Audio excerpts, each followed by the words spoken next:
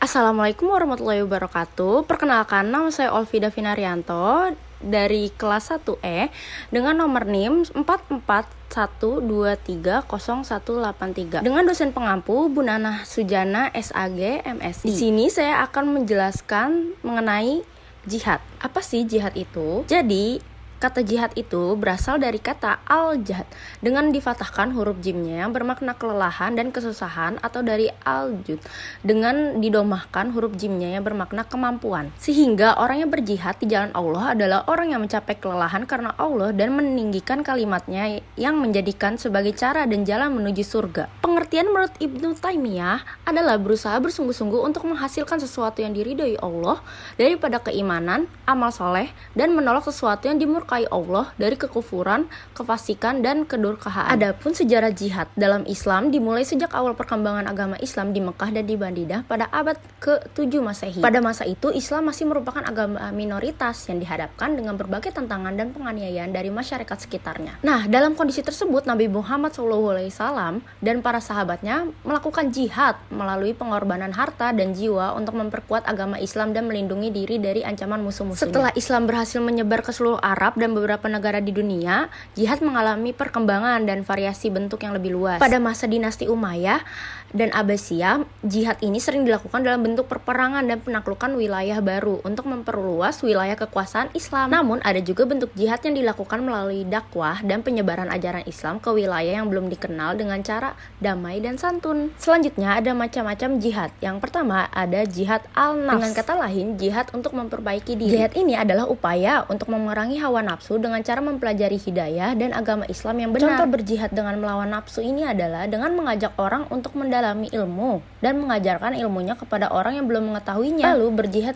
melawan hawa nafsu dengan bersabar menghadapi kesulitan dan berdakwah. Lalu yang kedua ada jihad al-syaiton, yaitu jihad melawan setan. Maksud dari jihad ini adalah upaya untuk melawan setan dengan cara berjihad dengan menolak apa saja yang disusupi oleh setan kepada hambanya, seperti keraguan-keraguan. Itu memiliki arti manusia harus berusaha sekuat tenaga dalam menolak bisikan keraguan-keraguan yang dihembuskan oleh setan. Lalu yang ketiga ada jihad al-kufar wa al-munafikin, yaitu jihad melawan orang-orang kafir dan munafik.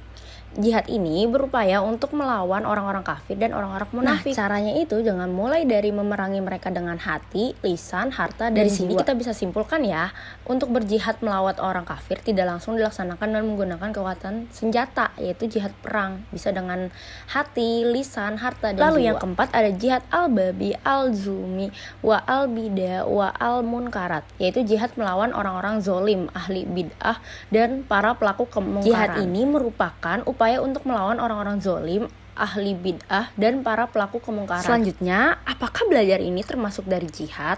Nah, ini ada beberapa alasan mengapa pemuka agama disamakan dengan mujtahid. Yang pertama, orang-orang yang berilmu dan keluar dari negeri meninggalkan keluarga dan kerabat untuk mencari ilmu. Yang kedua, orang-orang yang berilmu dapat melenyapkan kebodohan. Yang ketiga, orang-orang yang berilmu mampu menjawab pemikiran-pemikiran yang sesat. Selanjutnya, kenapa sih kita bisa mati syahid ketika sedang belajar? Nah, jadi belajar ini dianggap perjuangan melawan kebodohan dengan mendalami ilmu pengetahuan dan agama.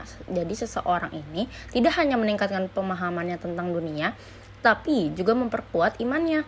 Menurut perspektif Islam, setiap langkah yang diambil untuk mendekatkan diri kepada Allah dan memberikan manfaat kepada sesama dapat dianggap sebagai jihad fisabilillah atau perjuangan di jalan Allah. Baik, selanjutnya ada keutamaan dari jihad. Yang pertama, orang yang berjihad derajatnya itu akan diangkat oleh Allah Subhanahu wa taala.